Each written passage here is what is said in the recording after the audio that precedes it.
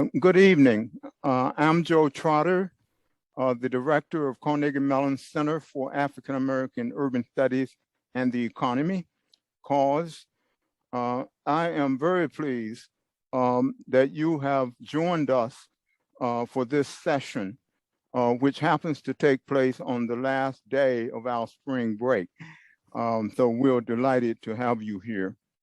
It is a pleasure to welcome you to the first of two presentations on African Americans in our spring 2022 CAUSE Hands collaboration. Our next speaker will be Halamat Samaton in April the 8th. So please make a note of it. As always, before we get started introducing the speaker, I want to thank a number of people who helped to make the CAUSE Hand effort possible. First and foremost, I want to thank Department Head Nico Slate. I also want to thank the Dean of our college, the Provost, and the President of the university for supporting CAUSE over the years.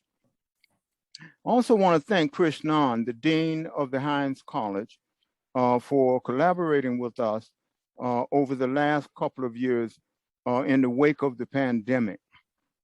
He cannot be with us today. I'm also grateful to Evie Jean, our program coordinator, Natalie Taylor, our business manager, and Shreyansh Mehta, our Hines tech specialist. So thank all of you for your help. Most of all, I want to thank the audience again for showing up for this event. So let me introduce our speaker. I am delighted to introduce Dr. Ezell Sanford III. Dr. Sanford is an assistant professor in the Department of History at Carnegie Mellon University. He is also the CAUSE postdoctoral fellow for spring term 2022. And we are especially happy to add his name to our roster of CAUSE postdoctoral fellows. Ezell received his PhD in history and the history of science at Princeton University. At Princeton, he completed a stellar dissertation titled A Source of Pride, A Vision of Progress, the Homer G. Phillips Hospital of St. Louis, Missouri, 1937 to 1979. As the sort of chair of our search committee that brought Ezell here, we were delighted to read this dissertation and to learn of this creative work that is beginning to unfold among this next generation of African American and US historians. Ezell is now hard at work transforming this study into his first book. But already ahead of the book, he is developing an impressive list of publications in professional journals and edited books. These include articles in the American Journal of Public Health, the Journal of the National Medical Association, and in progress, a chapter in the forthcoming Oxford University volume on the history of African American health and medical care. He is also busy delivering papers and lectures in a variety of scholarly forums. Yale University School of Public Health, the second annual Social Justice Conference, SUNY Downstate, and the University of Pennsylvania, to name just a few. His awards and honors also are impressive. They include a postdoctoral research associate at the University of Pennsylvania, a visiting scholars appointment at the Center for the Humanities at Washington University in St. Louis, and then several prestigious dissertation fellowships that include the Ford Foundation Fellowship that has helped to really facilitate the work that he is doing. And we're very excited about his scholarship. So without further delay, Professor Sanford will deliver a lecture titled Segregated Medicine, How Racial Politics Shape American Healthcare. So let us welcome Ethel Sanford. And a virtual applause. Can everybody hear and see me okay? Okay. Yeah. All right, Joe, thank you so much for your wonderful, wonderful introduction. And I should also just take this opportunity to express my sincere gratitude to the Center for African American Urban Studies and the Economy, along with Hines College, for inviting me to share my work with you all today. And thank you also for giving me the time to write and research as a spring fellow in cause. This has been such an important time for me as I begin to establish myself in my professional career. And I also just want to express my deepest gratitude for Joe, who from my time as a candidate for this position in the Department of History at Carnegie Mellon has been such a warm and supportive presence. And this has continued as Joe now serves as my departmental mentor at this early stage of my career. And I'm just so grateful that such an eminent scholar has been such a tremendous guide as I navigate this stage of my career.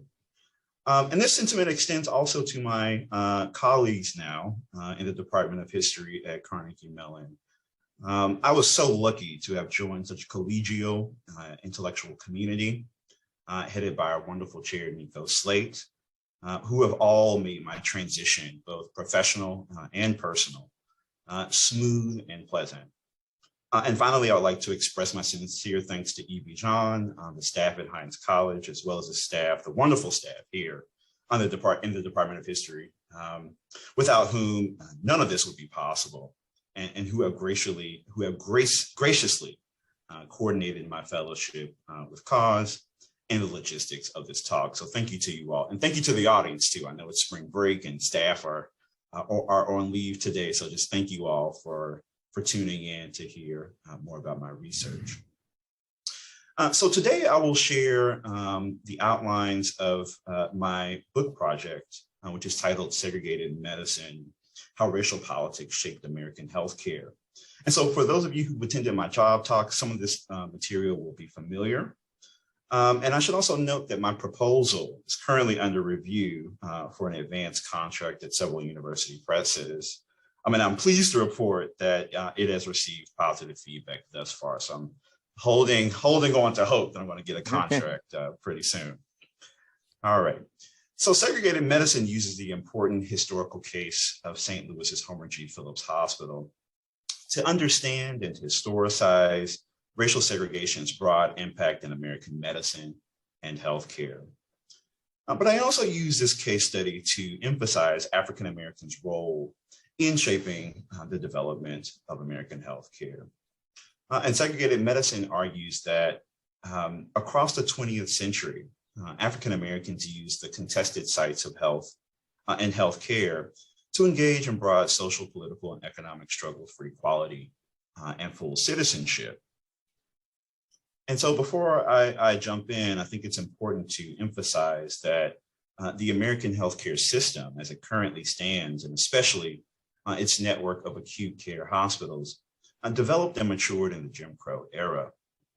And as the health management scholar David Barton Smith notes in his book, The Power to Heal, the underlying social attitudes about race and power were important in shaping the distribution of healthcare resources in the United States. And I would argue that we're still contending with the structural inequities embedded within American healthcare today. And I'll return to this point at the end of my talk in light of COVID-19. So racial segregation in American healthcare pose a significant problem for African Americans. Where would they obtain care when sick or injured? And how would they train Black health professionals who could respond to the health needs of a Black population? And as hospitals became the locus of care in the early 20th century, African Americans were often barred from exclusively white hospitals. This was, of course, extremely dangerous, especially in the case of emergencies. And segregation could be deadly if a white hospital refused to treat a Black patient. And so there were many such cases, some of which were outlined in this 1952 publication by Alfred Manood called The Untouchables. And Manood described the case of Juliet Derrico, who was the Dean of Women at Fisk University, who died in 1931. She was injured in a car crash, and the nearby White Hospital had no open beds for Negroes. And she and a student of hers actually succumbed to their injuries. And this is sort of pictures from Manood's publication, The Untouchables. And Dr. Charles Drew, the noter and inventor of blood storage and blood banking technologies, died in 1950 after a fatal car crash in North Carolina. Now, African Americans widely believed that he suffered a similar fate as that of Juliet Derrico, only a few decades earlier.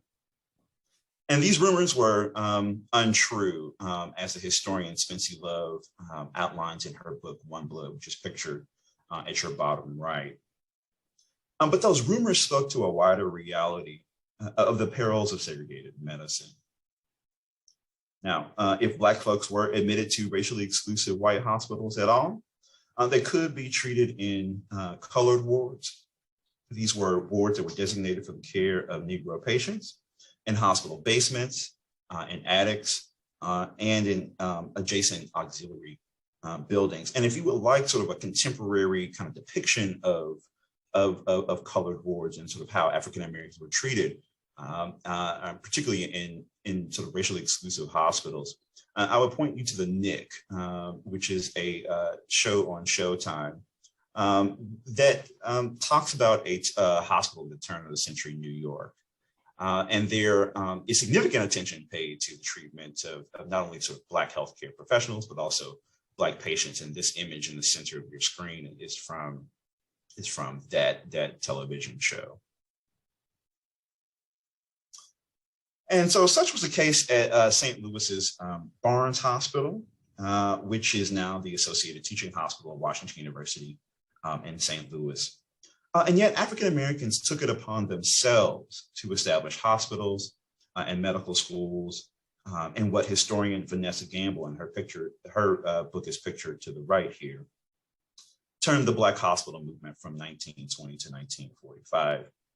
And these Black hospitals were largely owned, operated, and administered by African Americans.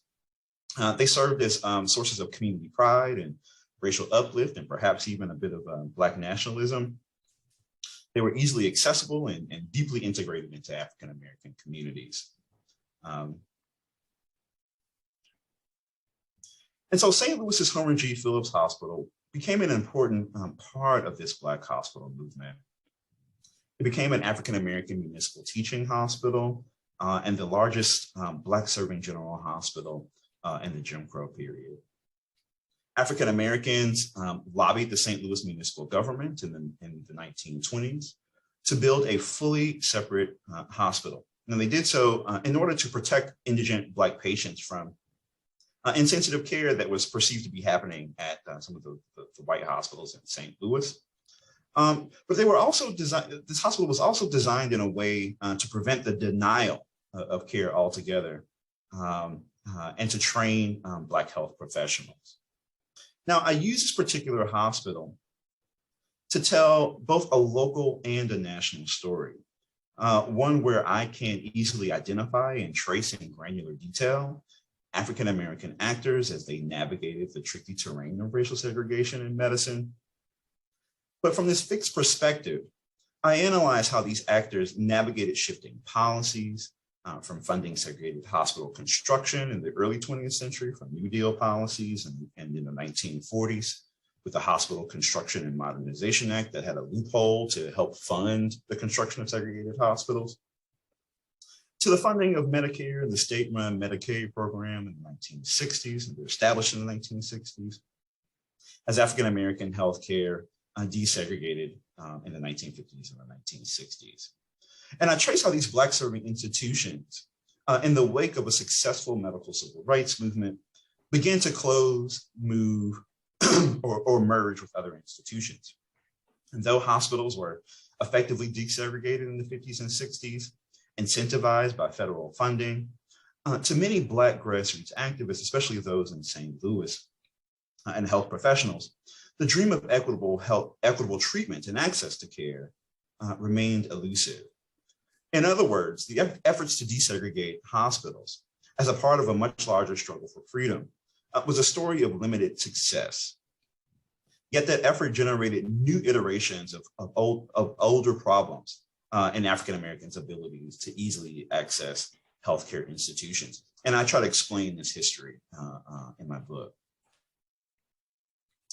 So in many ways, Homer G. Phillips Hospital was unique in St. Louis, which was a border city and a border state.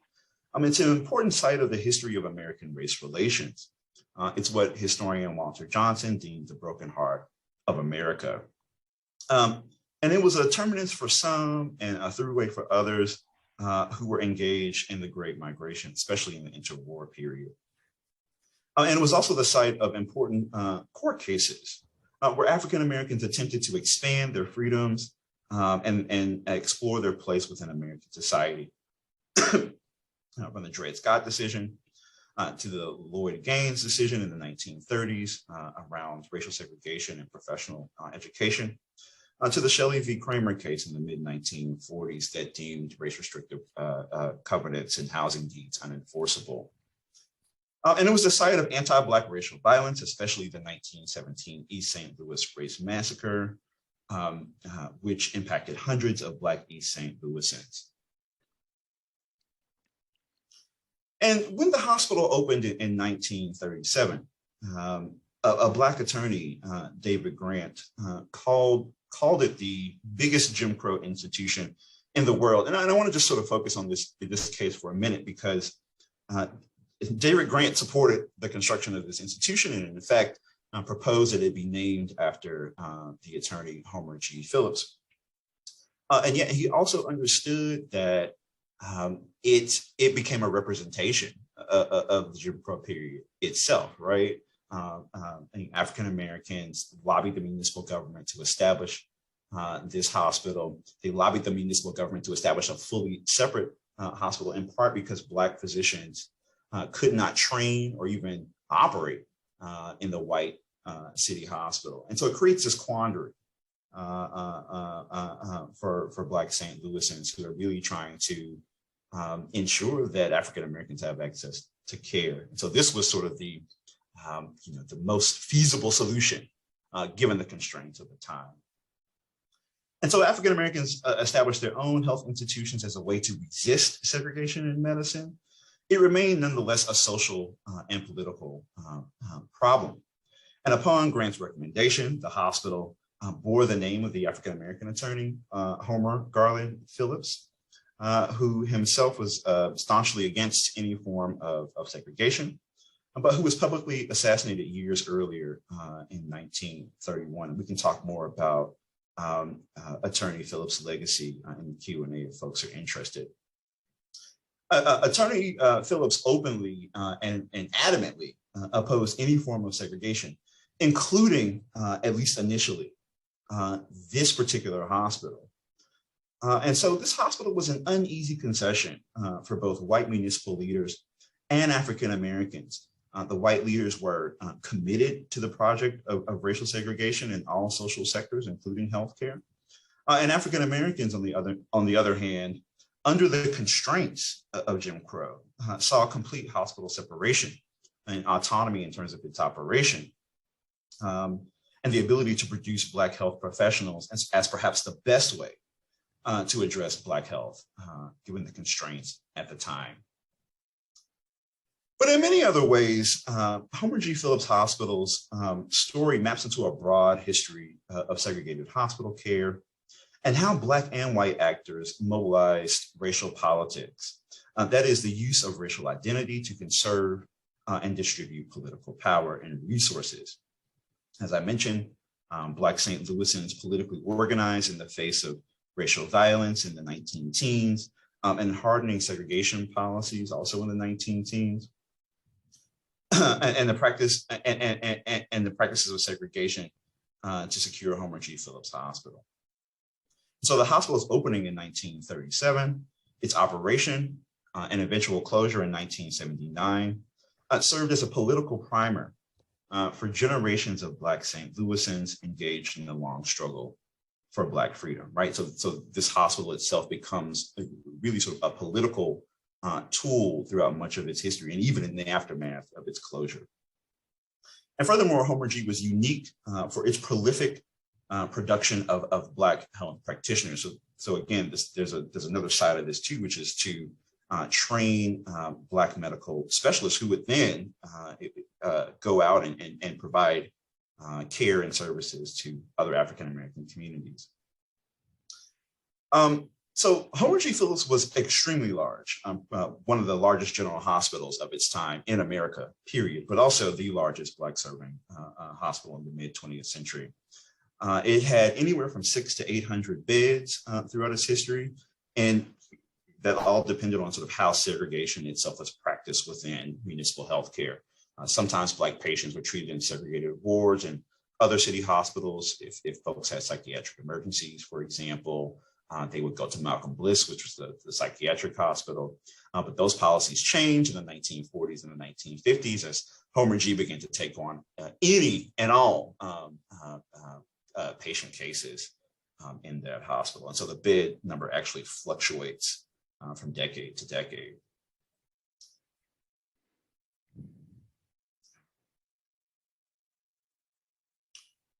All right, so what I'm going to do now is delve a little bit further into the question of Black medical education, especially for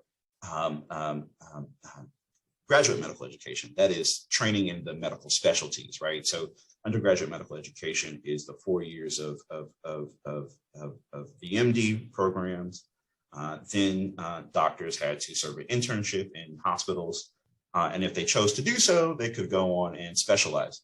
The only problem is that racial segregation also constrained the number of positions available for African Americans to specialize. So I'm going to talk a little bit about the early history of Black medical education and then speak about where Homer G. Phillips fits within that.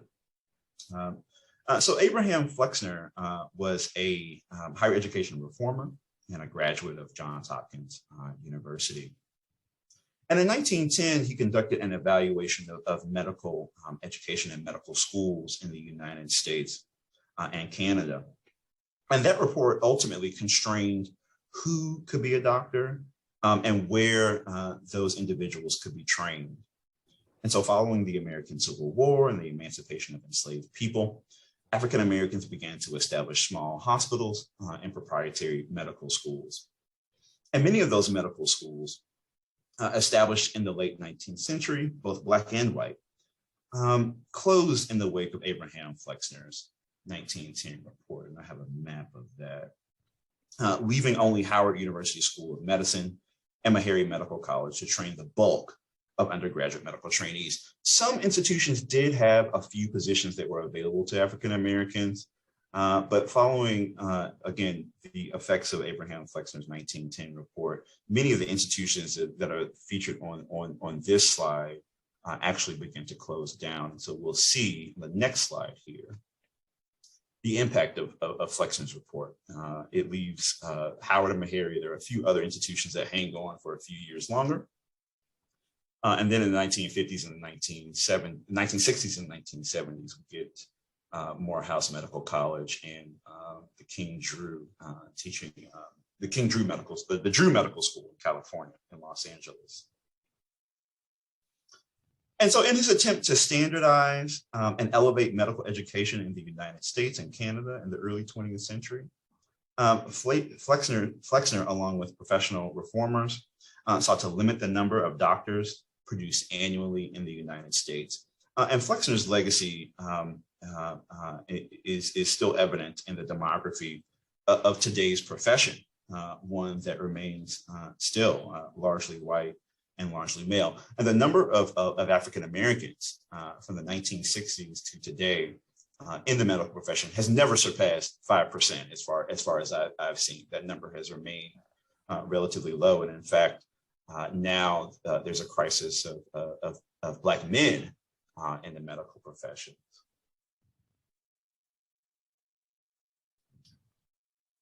So as a teaching hospital, a hospital that provides positions for training in the medical specialties, Homer G offered much needed internship opportunities. The required 5th year of medical school, as it was called. It also offered a large number of residency programs. Its 5-year surgical residency was the largest specialty program, and it trained practitioners in obstetrics, gynecology, pharmacology, otolaryngology, that's sort of the eye, ear, nose, and throat specialty, among others for graduate medical trainees. And it was one of 5 institutions to offer such opportunities to African Americans who wanted to pursue graduate medical training, or in other words, specialty training.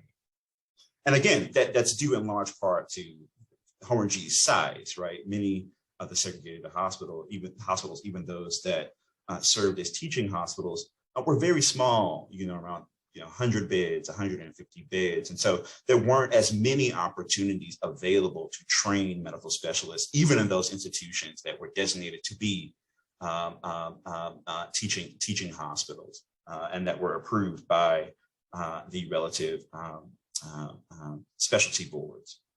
And I should say too, I mean, there's a real interesting sort of irony here, right, in terms of how particularly sort of those who oversaw and administered medical education in the United States, because they often made exceptions for these smaller segregated teaching hospitals in terms of the requirements for a hospital in order to have a specialty training program. So in many ways, Homer G was one of the few hospitals that was large enough to actually fit into these regulations.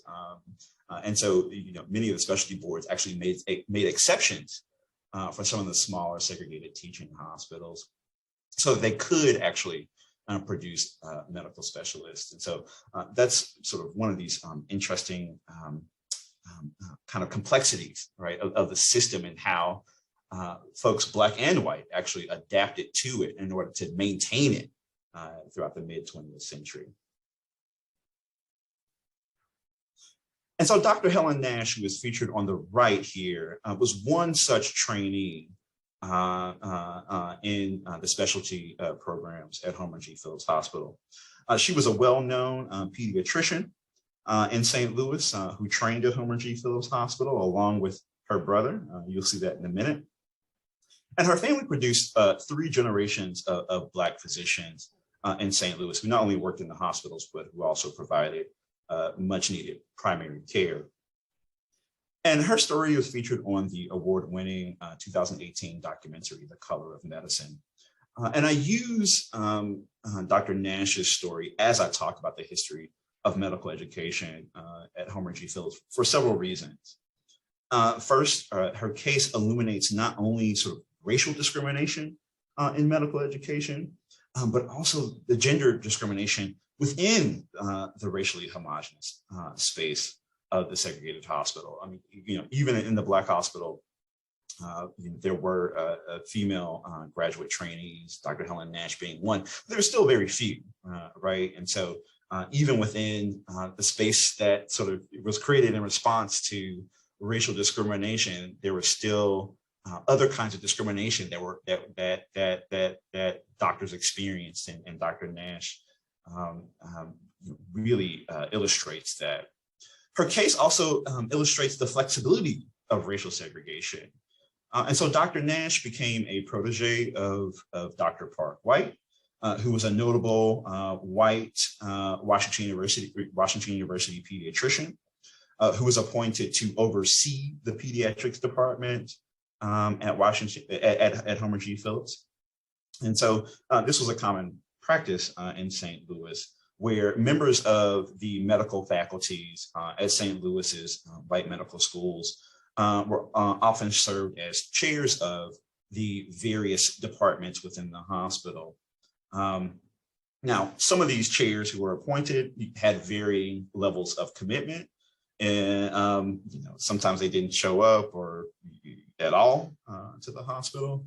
But Dr. Park White was different. He was very involved in the operation of the pediatrics department at Homer G. Phillips, and developed a deep professional relationship with Dr.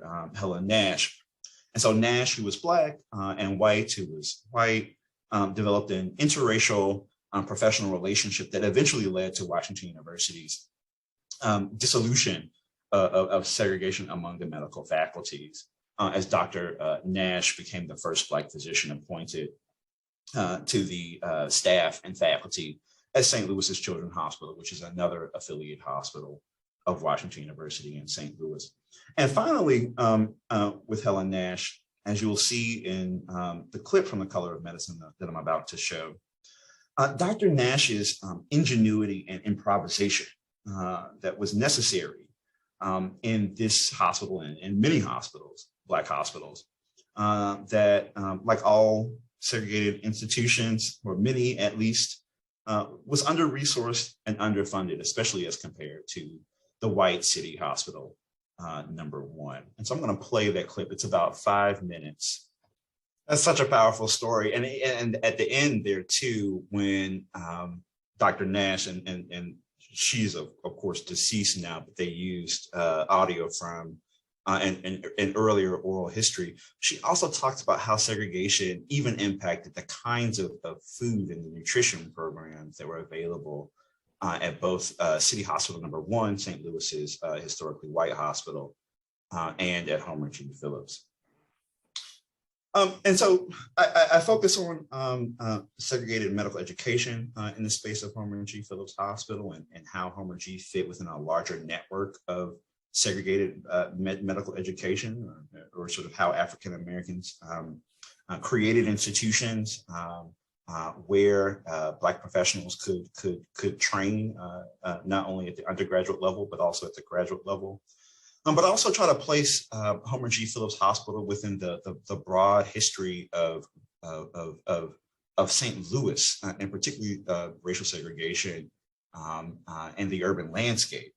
And so, of course, segregation extended well beyond American healthcare to the more familiar realms of housing, employment, and education. And my book project places Homer G. Not only within segregated healthcare, but also within the context of a segregated St. Louis.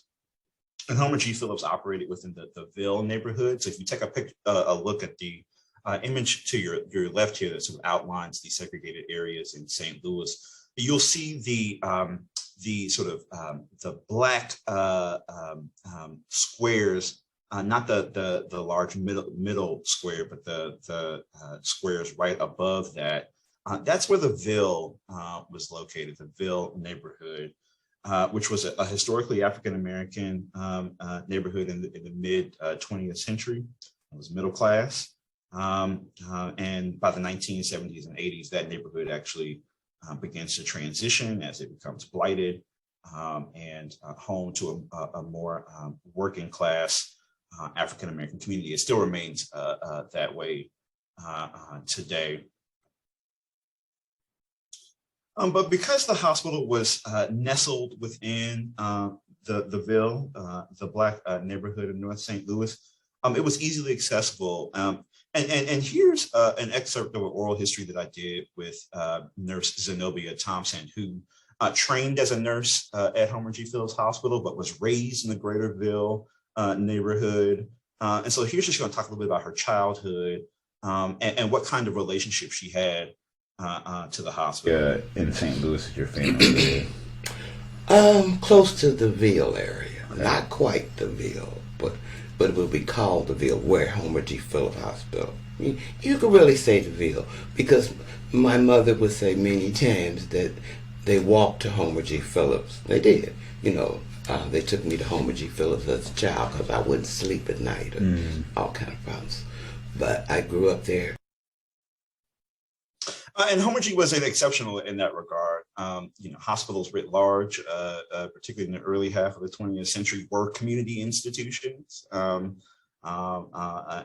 certainly Black hospitals among them, and developed deep relationships, reciprocal relationships with the communities that they served. Here we just have some images from the hospital's operation in the mid 20th century. Nurses, some of the allied health professionals themselves being trained, and the waiting rooms at Homergy. Okay. Segregated medicine, or at least sort of getting rid of segregated medicine, was a part of a broad movement for Black freedom in the 1950s and the 1960s. And it was championed by the likes of the National Medical Association's W. Montague Cobb, who's pictured here on the left, who characterized segregated healthcare institutions as the Negro medical ghetto. And again, what I try to do is sort of parse out, what does that really mean, right? You have institutions that were established so that African Americans could be segregated, but you also have institutions like Homer G. Phillips Hospital that were established as a way to resist segregation.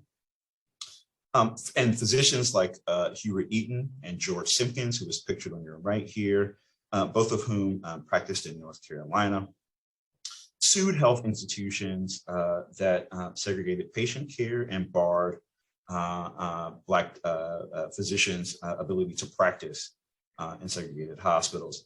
And while Hubert Eaton's case fails in 1963, George Simpkins won his suit against the Moses Cone Hospital and ushered in a new era for American healthcare. And that was an era of desegregation. The gains of Simpkins' case were further bolstered in 1964 by the Civil Rights Act, particularly Title VI of the Civil Rights Act, which mandated that all hospitals desegregate. And desegregation was further incentivized with the advent of Medicare and Medicaid, as the federal government shifted from funding hospital construction, as I spoke about earlier, to funding insurance programs for individuals. And so some Southern hospitals refused to desegregate, and if they did that, they could not participate in these newly formed plans. And so, some hospitals desegregated earlier, and in the case of St. Louis's municipal hospitals, again, where Homer G was a part, they desegregated in 1955 in the shadow of the Brown decision. Johns Hopkins, a history that I'm also working on right now, began desegregating its wards in the 1950s as well. And though hospital desegregation was largely a success, in the words of David Barton Smith, hospitals desegregated quickly and quietly, almost overnight. And I think there are issues there too. And so this was, of course, not the case for public schools, which emerged in a very significant fight following the Brown decision. But by the 1970s, however, it became clear that Black health practitioners, clear to the Black health practitioners, but also to grassroots activists, that hospital desegregation did not necessarily stop discrimination, nor did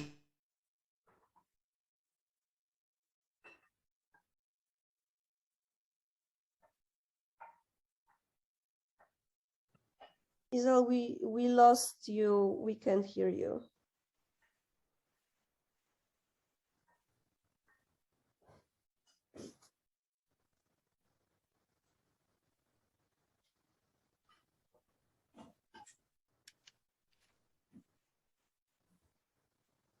Still no sound.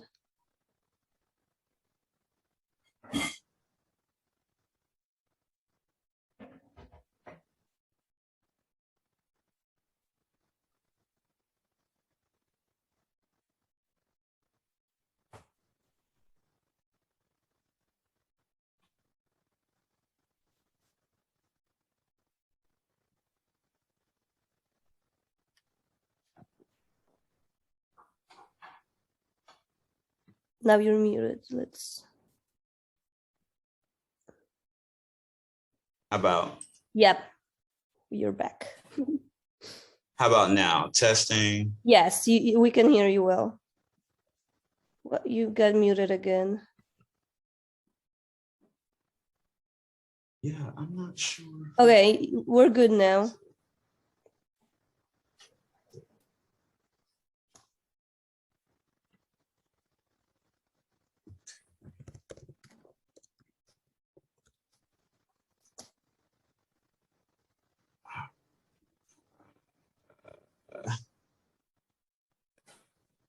Testing. You're good. Testing. You all can hear me now? Yeah, you're good. Okay, good. Thank you so much, Evie. I appreciate it. All right, so in light of the medical civil rights movement, Black hospitals also began to close, they began to merge, and they began to move. They began to merge with other health systems. And this is the case with Homer G. Phillips Hospital. And let's just get back there. Okay, all right. Which closed in 1979. And like many other cities, St. Louis got out of the hospital business. And so I just want to explain this chart really quickly. These were this graph represents the appropriations to both of St. Louis's city hospitals, the White City Hospital number 1. It was also renamed Max Starkloff Hospital, and also Homer G. Phillips Hospital. And so here you can see how Homer G. Phillips Hospital was underfunded relative to its white counterpart. Even though their bed counts were almost the same, and it only reaches funding parity in the 1970s. But you also see that the city is appropriating more and more money to operate both hospitals. And at the same time, the number of patients that these hospitals were treating was also going down. And in fact, Homer G begins to surpass the historically white hospital in the last decade of its existence. And so you see healthcare is becoming more expensive, even as public hospitals, especially these two hospitals in St. Louis, are being used less and less. And so to the city, who is also sort of suffering from a fleeing tax base due to the expansion of suburban areas, decides to get out of the hospital business because it's no longer economically feasible to do so. And this is just an excerpt from one of the many reports generated from the 1950s to the late 1970s that studied St. Louis's operation of its two municipal hospitals, and eventually suggested to city leaders that the city should get out of the hospital business because it didn't have the adequate funds to fund two separate hospitals. Additionally, segregation itself becomes impractical as healthcare prices begin to rise, especially during inflation in the 1970s and the early 1980s. It's infeasible. And many hospitals, by the time that hospitals are mandated to be desegregated in the 1960s, many of the hospitals are already beginning to do this in part because it made economic sense, right? But that doesn't mean that the sort of the principled stance of Black people's desires for equitable access and equitable treatment, right, for non-discrimination, those were sort of subordinated, right, to the more economic and practical needs for desegregation. And I'm just going to zoom through the rest of my slides here. I'm coming close on time. African Americans vociferously protested the closure of this hospital, not only for its history, but also for, as they articulated, there was a continuing need to keep this hospital. And that's my time. There's a continuing need to keep this hospital. And in fact, Black St. Louisans argued that the city should expand its provision of healthcare services, not contract the provision of healthcare services, which is exactly what happened in the 1970s. Here's an image from the St. Louis artist, Spencer Banks, who himself went to Sumner High School, which was the first high school west of the Mississippi. So I'm told that where African Americans could be educated and receive a high school education. He lived in the Ville neighborhood. He died shortly after the hospital closed down, but he produced this image that I think really encapsulates, how folks saw the city's exit from the hospital business, how folks saw the closure of this formerly segregated hospital, how they interpreted that. It's weighed down with mire on the scales of justice, right? And again,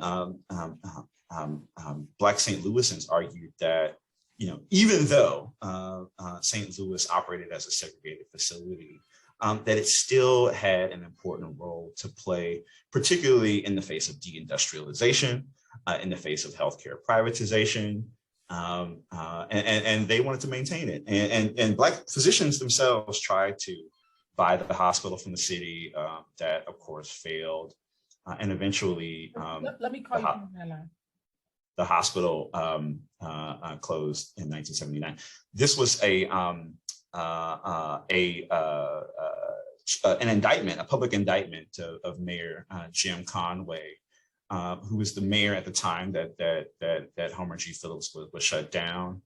He was the mayor that really charted the path for the city to close not only Homer G. Phillips, but of course the White Hospital, St. Louis City Hospital #1, that closed in 1985. But Black folks saw the closure of this hospital as a genocidal act. I'm not going to show that. But I also wanted to point here too to St. Louis activists who not only sort of protested, but who took up the methods of health planners who were advocating that the hospital close, for example, and produced their own vision of the future of public health care in St. Louis. And this is an image from the People's Alternative Health Plan that was produced by one of the activist organizations, the Campaign for Human Dignity, that was deeply involved in the struggle to keep Homer G. Phillips Hospital open, who protested its closure, and who petitioned the mayor who followed Jim Conway. Jim Conway served one term as mayor of St. Louis in part because of this issue, but who lobbied Jim Conway's successor, Vincent Shamel, to reopen the facilities. Shamel tried, but those efforts ultimately failed, and we can, of course, talk more about that. And the health disparities remain. We see concentrations of complications due to asthma-related deaths in North St. Louis, heart disease and cancer also concentrated in North St. Louis. The blue arrows show where Homer G was located. This is in the metropolitan region, by the way. And then, of course, the legacies of segregation that are represented in where African Americans still live in St. Louis and their economic position in the city. And today, the Ville neighborhood, North St. Louis, is currently designated as a medically underserved community. So we see with the history of Homer G. Phillips Hospital how this designation was created, right? Where the Ville once housed one of the most prestigious and prominent places, not only for Black healthcare, but also for Black medical training.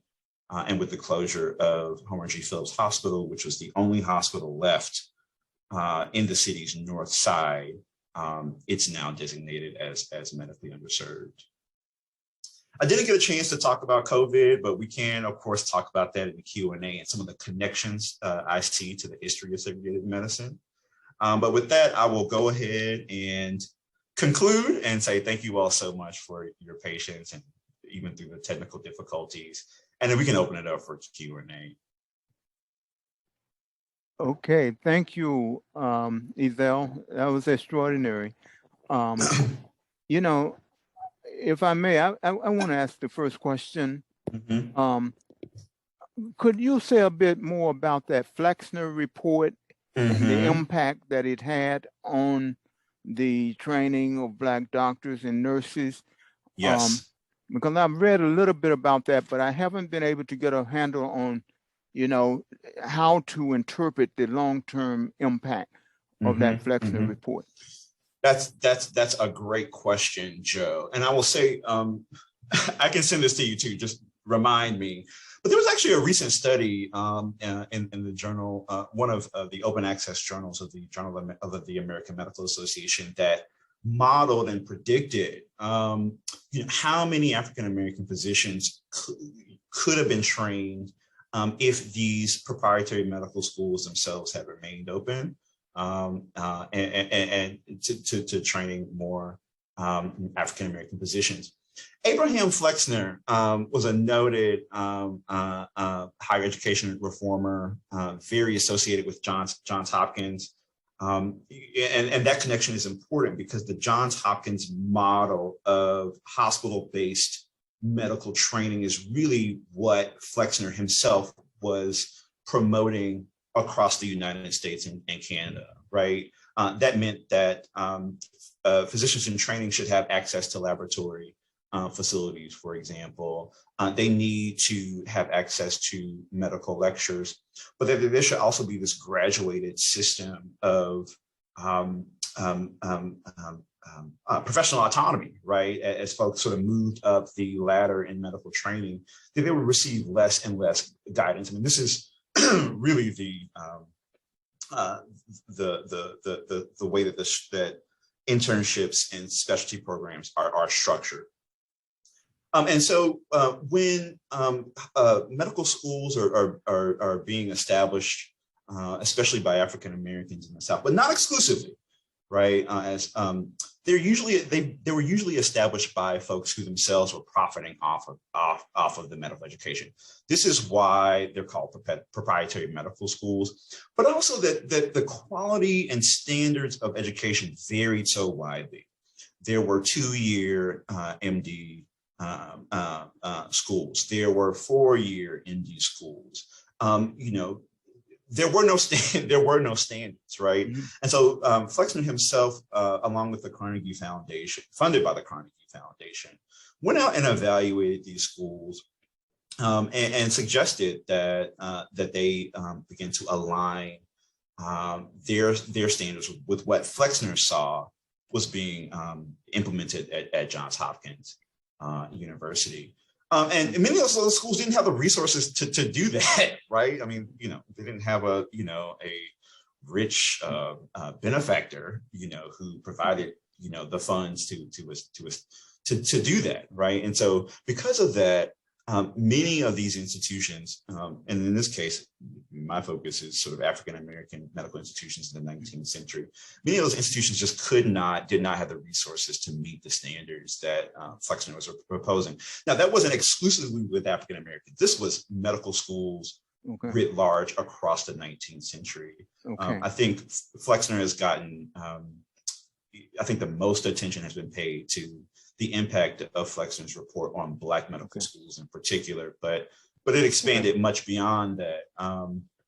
And so, so we see with the medical schools that remain, Washington University, is an interesting example because, it's always been a top-notch institution, but even when Flexner visited Washington University, it did not meet his standards, right? Now, that institution had the resources to restructure its faculty, restructure its physical infrastructure in such a way to build labs, to build dissection rooms, for example, to build medical lecture halls.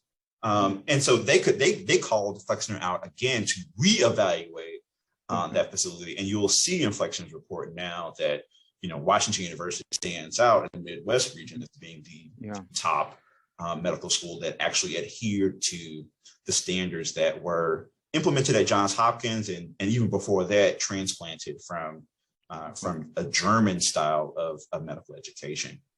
Okay, all right. Evie, I think I'll let you, as traditionally, help Ezell with the questions and take charge of that. Okay. I will go in order. The hands were raised, so I'll unmute Nico Slate. Hello, Ezell. What a joy and pleasure it always is to hear from you and to learn about your research. I was just every time I've heard you present, I've just been stunned by the combination of the overall importance of your argument and the incredible richness of the personal narratives that are at the heart of this story. I just, listening to those interviews, listening to people talk about their experiences was very meaningful. Yes, thank I'm you. gonna pick up on what you said at the very end. You gave us a little, I don't know the right way to put it, but like almost like a teaser. If you want to talk about COVID, let us know. And I thought, I do. I guess I have just a really huge question and then a more specific one. And the specific one may or may not be of interest, but hopefully at least the big one will. So the huge question is just, how does your own research help us better understand the experience of COVID, particularly within the African American community? Again, forgive me, that's a huge one. But then my more specific one is, I've had an interest in the 1918-1919 influenza pandemic, and it's got me more generally in pandemics. And I'd just be curious to know, looking over the sweep of at least the 20th century, if you see particular moments, whether pandemics or otherwise, where the inequity built into the healthcare system becomes especially a cause of concern.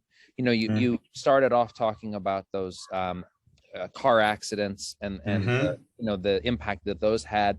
That's something that sort of was happening all the time. But was there also a sense of, okay, here's a pandemic and it's revealing these inequities sort of in the way that COVID has? So, all right. So that's, again, I don't know if that's a good specific one, but I wanted to give you a big one and a little one. And thank you again. Those are excellent questions, Nico. And I will say this is something that has been, with my deep interest in structures and institutions, the kind of the actual health issues, in many ways gets subordinated in my work, even though there are wonderful scholars who are doing that work. I mean, tuberculosis is really what comes to mind, and in terms of not only sort of the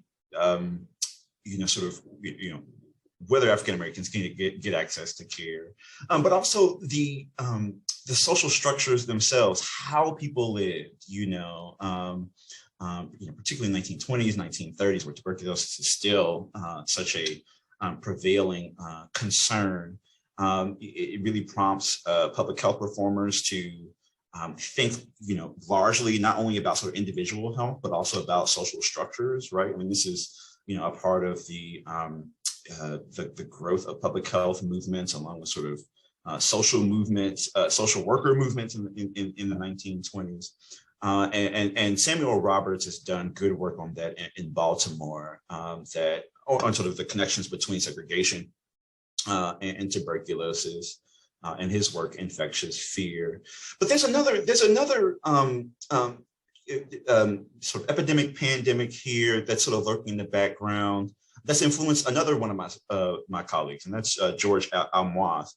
And that's really about this sort of this moment where hospitals are desegregated. They're also beginning to close, right, around the 60s and the 70s. And then, boom, you have HIV and AIDS, right?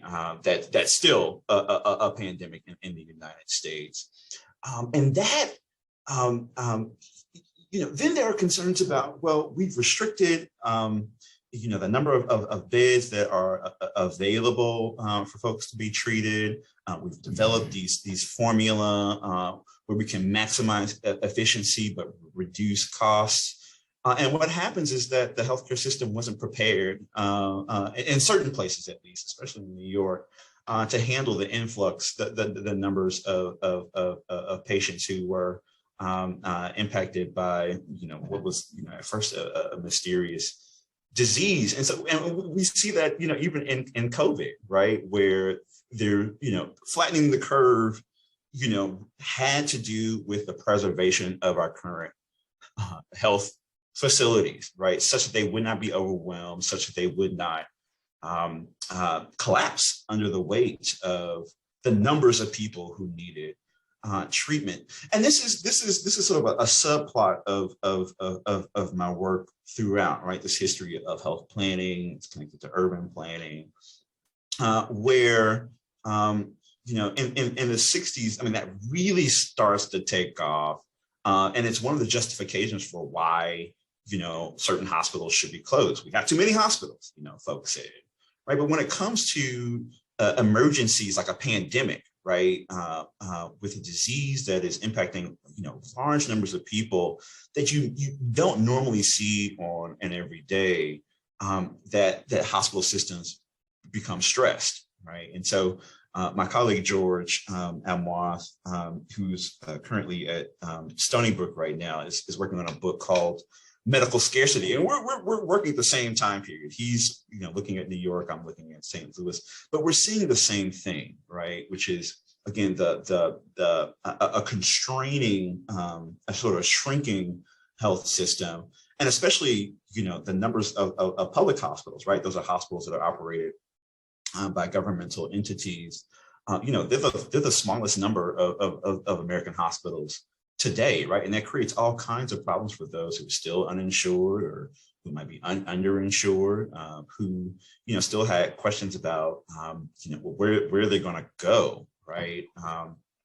You know, particularly if a private hospital wouldn't take them. And that's, you know, just as a sort of a final note here, sorry, I'm sort of free associating just a little bit, but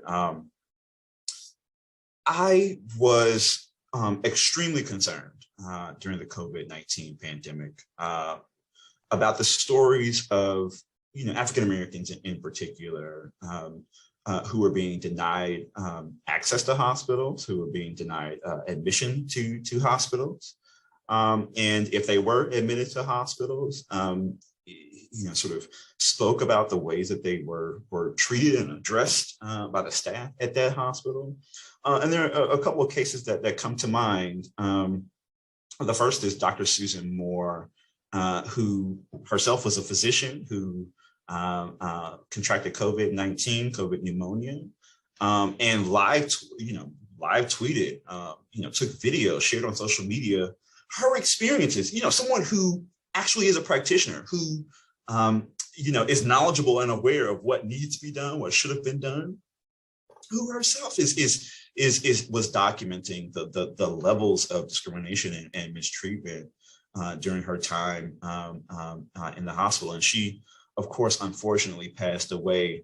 But that story really, you know, and promoted by today's, you know, public health reformers, you know, sort of brought attention back on how African Americans are treated, you know, in addition to, you know, the availability of health resources.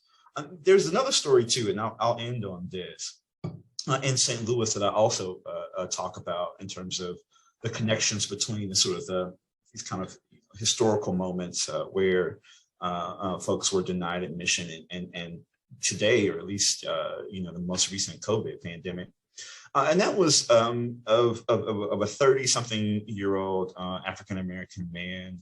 His name was David Bell. And when I heard the story, it also struck me. He was attempting to gain admission to Barnes Hospital, again, the Associated Teaching Hospital of Washington University, where, you know, in its early history, when patients were segregated, those patients were treated in the basement.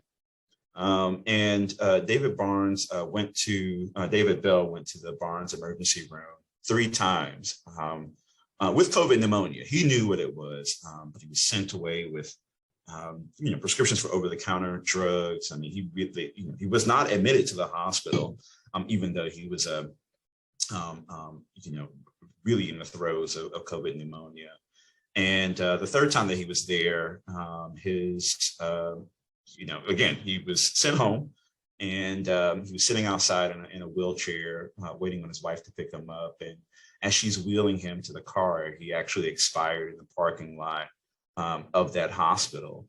And so, you know, I don't know, you know, what direct connections there are here, but again, in my mind, at least, you know, there are some through lines that we can draw.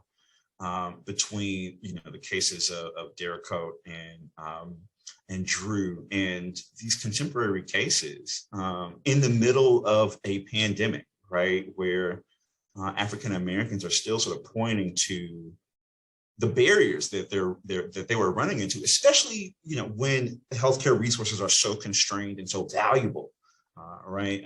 In part because so many more people needed them, and so and in many ways, that moment really kind of helped to sort of crystallize, I think, my argument, which was to try to explain, well, why is this happening, and could we imagine, some, possible future where, Homer G. Phillips was still around, right?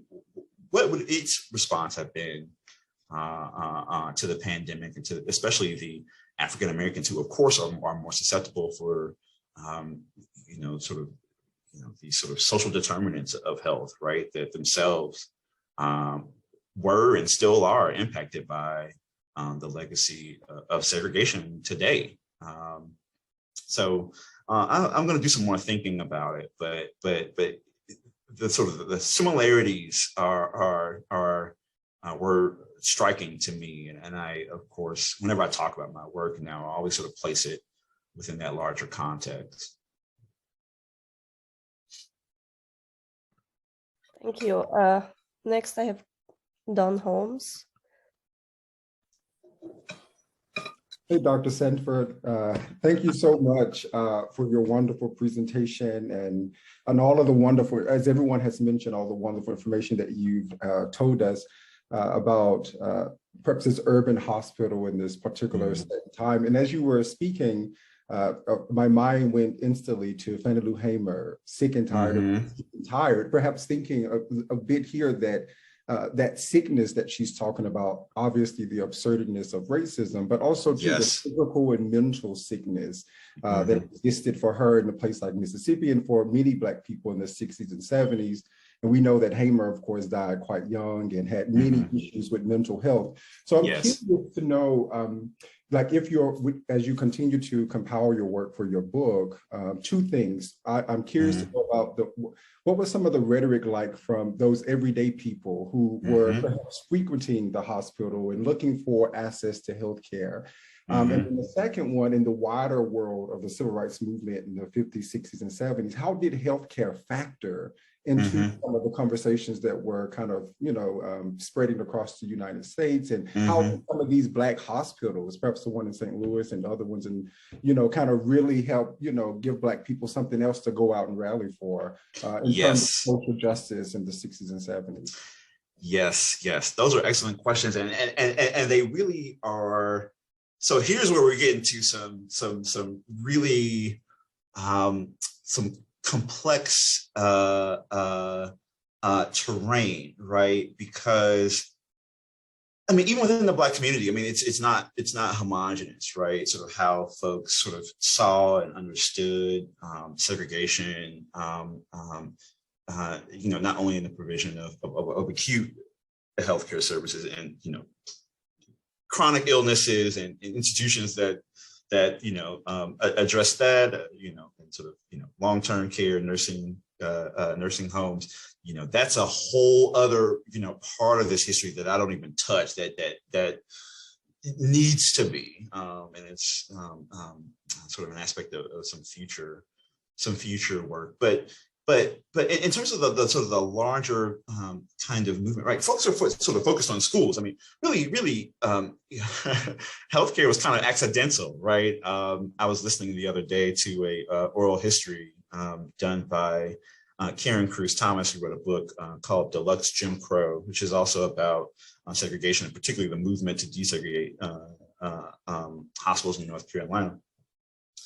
And George Simpkins, who really sort of was the chief plaintiff in the case that brought about this change, this quick change, himself sort of mentioned how accidental it was, right? In many ways, sort of everyone was sort of focused on schooling. Of course, employment and housing were among the chief concerns, but healthcare really wasn't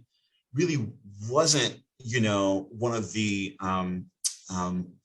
sort of, most primary agenda items, I guess you could say. Now, I could be wrong, but that's my interpretation thus far. But you have folks within the ranks of organized Black medicine. These are the physicians who were in the National Medical Association, right? Who are really pushing for this, in part because of their own professional interests. And looking at Black doctors, it's so fascinating because you have some who want to keep Black hospitals. It's where they get their money. It's where they treat their patients. They know that they know how everything works, right? But then there are also the critiques of Black hospitals. As I said, with William Montague Cobb, for example, who was the only physician representative present at the signing of Medicare legislation, who deems the network of segregated hospitals as the Negro medical ghetto, and you see both sides of it. The older physicians who have an allegiance to these hospitals where they trained, and a younger generation of physicians who are really interested in pushing for change, pushing for integration. But then they realize, very quickly, with the funding mechanisms that were attached, right, that perhaps, desegregation wasn't actually the solution to eradicating discrimination, because hospitals desegregated, but in terms of admissions and even treatment, there was still discrimination, right? It was still there, and folks are actually sort of really, by the 70s, we're really disheartened with that. In addition to the closing of these institutions in many urban areas. So I'm sorry, and what was your first question again, Don?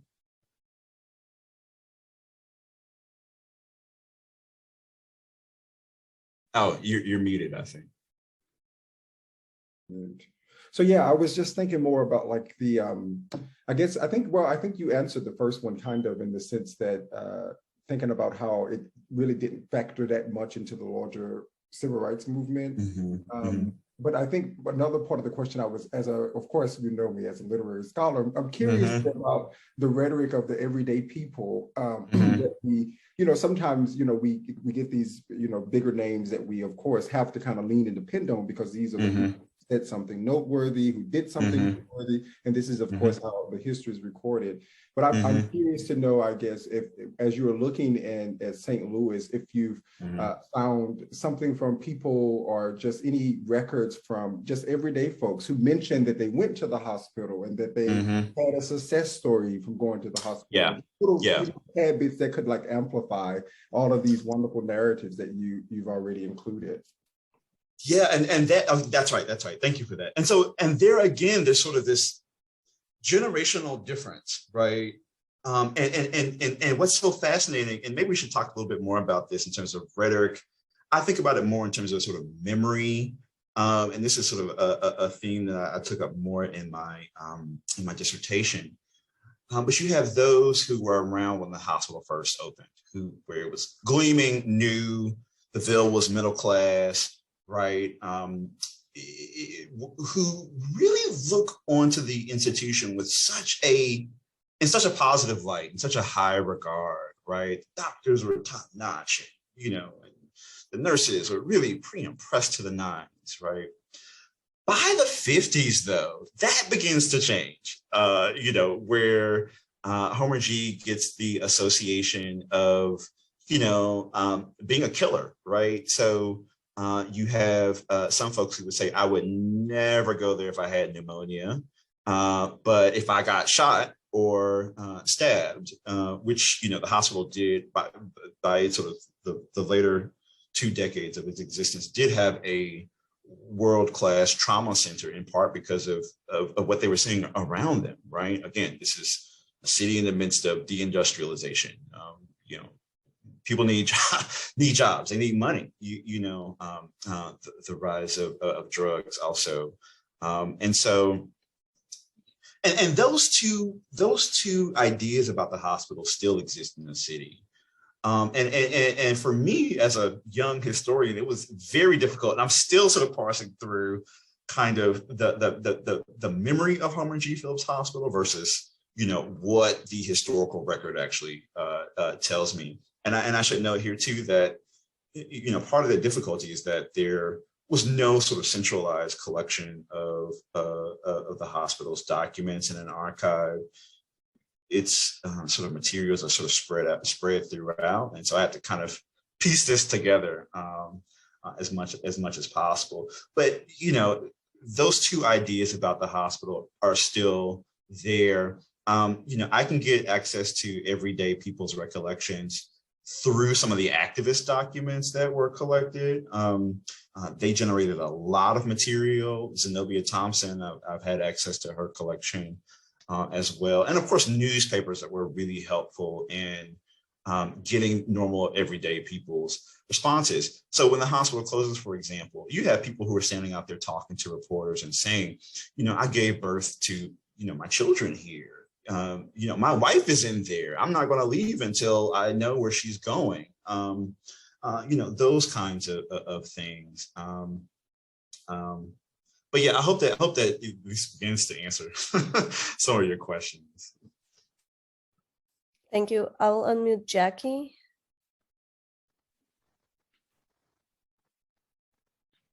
Hi. Yeah, thank you so much for sharing your interesting work. I guess my question was actually kind of exactly what you had just touched on about like the sort of collective memory. And I was kind of wondering like what is, I guess, the legacy of the institution itself in the community today? Like, are people still talking about it? Yes. And what like is that space like now? Yes, thank you so much, Jackie. That is a wonderful question. The building itself is still around. When it closed, they padlocked the doors, and in many ways, the vacant institution sat as a kind of a scar on the community for several decades. It's been sort of recuperated, at least part of the institution has been recuperated and changed into a senior living facility. And so what's been fascinating to me, particularly in terms of this memory thread, is that folks who trained in the institution or who were treated in the institution, some of them are in the senior living facility now. And so there have been excellent reflections in newspapers and the like, where folks talk about kind of the memories coming back, making, connections, folks who haven't seen each other for decades who sort of reconnect in that space. But at the same time, so while that exists, the senior living facility is also, under shifting management. It itself has declined slightly in terms of its quality. And so that's generating some new kinds of concerns about, again, sort of the memory of the hospital, right? Its connection to these iterative institutions. There's also a Homer G. Phillips community clinic now that's was located in the right adjacent to the hospital building. And it's still a very powerful story. As you've seen, the documentary, The Color of Medicine, really draws on some of the positive feelings that some Black St. Louisans still have toward the hospital. In many ways, that project itself was born of those feelings. Currently there are debates about a new Homer G. Phillips Hospital right now, one that is established not by an African-American doctor, for example, but really by a white real estate developer who has been buying up properties in North St. Louis and repackaging them in such a way to invite new kinds of projects that will change the face of the neighborhood. So that includes there's a national geospatial center that has been built in North St. Louis now that will most certainly change the character of the neighborhood, but also this 3-bed emergency room facility established by this white land developer who, ostensibly just sort of slapped the name Homer G. Phillips on it, as if that would curry favor with Black residents who were still in the Ville or those who were associated with Homer G. Phillips Hospital. And I've been watching that controversy unfold for a while now, where Black folks have sort of expressed their discontent that this developer Paul McKee has used the name Homer G. Phillips without even consulting Black residents of the city. So in many ways, it's sort of seen as a theft, that he was stealing the name. But I also see in that episode some deeper continuities here in terms of how private interests are rewarded in our healthcare system now, often subsidized by taxpayers. And this guy got numerous tax incentives and tax abatements, right? Which, one would think, for a private institution like that, that's going to be bringing in a lot of money for this real estate developer, that he should be putting something back into the community. But yeah, so even though the facility closed in 1979, it has not left public consciousness. So even if you go to St. Louis today and talk to Black St. Louisans, the name Homer G. Phillips will probably emerge in your conversation. So it's still a live political issue even right now. Thank you. Now, Halimat has some questions. Unmute. Thank you so much, Giselle. It's always hi. It's always delightful to hear more about your research and read about it and be in conversation. I learn something different every time. I wanted to ask a question about, you made a comment when you were showing the picture of the nurses and the doctors who were in training, and you talked about the kind of, you said there was certain kind of specialty that Black people were sort of confined to in terms of like in training medicine. So I was wondering if you could talk about what were the kind of racial argument that was sort of mobilized to justify the type of profession or the type of training that Black people would have, and what were those specialties that Black people were sort of I guess like limited to having, and so that's my question. Thank you so much. Good. Thank you for that, Halimat. And yeah, it's always great to be in conversation. So Halimat and I, we meet regularly to workshop our work together, and she's such a stellar scholar. And so thank you for being at my talk. I will most certainly be at yours. So I just want to clarify really quickly. In terms of the specialties,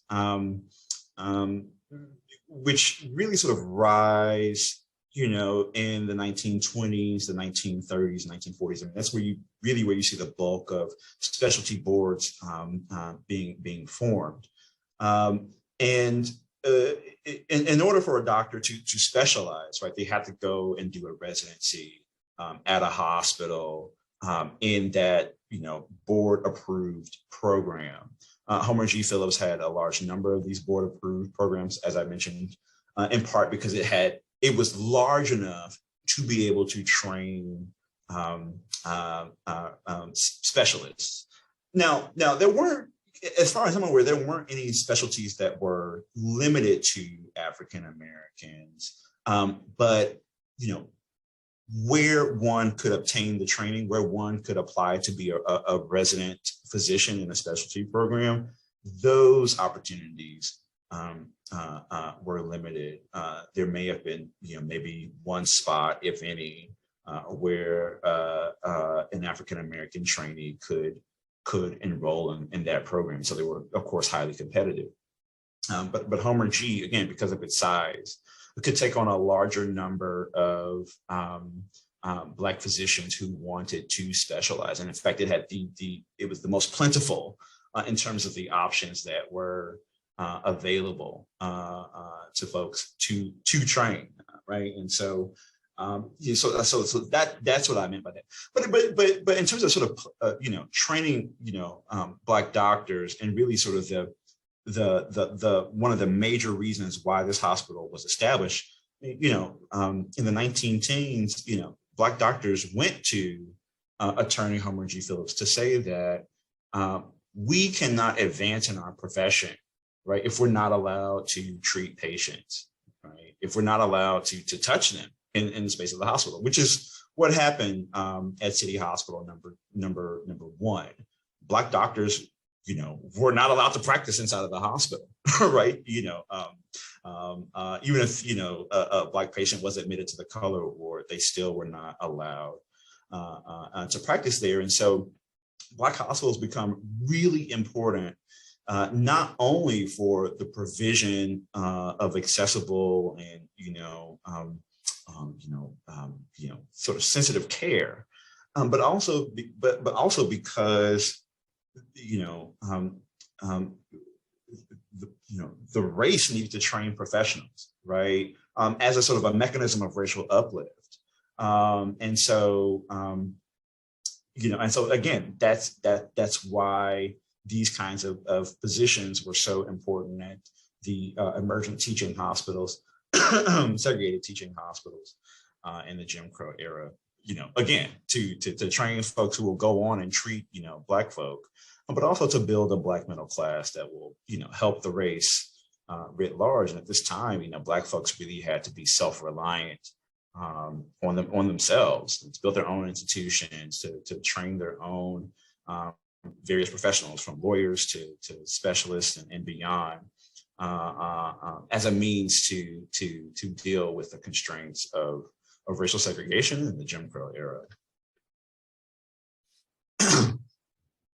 But surgery, I will say, surgery itself was a very prestigious specialty, which is one of the reasons why that became the crown jewel at Homer G, even though it was a crown jewel of specialty training writ large in American medicine. Okay, Evie, I don't see any more hands. There is a comment in the chat. Okay. Let me read from Tamanika. Should I read it? Okay, yeah. There is a dire need for strategic long-term efforts to begin early, to interest, provide educational path, provide resources, mentor, and guide African American students to become doctors. This effort must begin in the early years. Is there a will to recruit and prepare African American in this field? Yeah, there are various efforts, and including those established by African Americans themselves. A group of Black male physicians who wrote this book called The Pact are engaged in an effort like that to really sort of create, I don't want to call it a pipeline, but some sort of pathway early on, so that more African Americans will enter into the medical professions. And we need more. I mean, as I've said, the number of Black medical practitioners, has remained anywhere from 2 to 4%. I think it's around 4% now, but it's never surpassed 5%, as far as I'm aware. So there need to be more efforts, and I agree from the comment earlier on, to recruit and prepare students for medical school. But I will say too, there's another side to that as well, which is that in order for us to really sort of begin to dig deep into what's now called sort of implicit physician bias, right? That we have to do extensive work with those who are already ready to go to medical school before they get there, and to train them on sort of how medical education can reinforce some of these discriminatory ideas, right? That folks take with them, learn more about in medical school, and then implement once they get out into their own professional practice. And I know there are several efforts, including, well, I'll leave that there. There are several efforts that are getting underway right now to begin to address kind of both sides of this coin, both getting more African Americans into medical schools, and I would say even beyond, right, into the specialties as well, where they're less represented, but conversely, ensuring that folks are aware of their own biases in medicine, such that they are not wielding those in the clinic.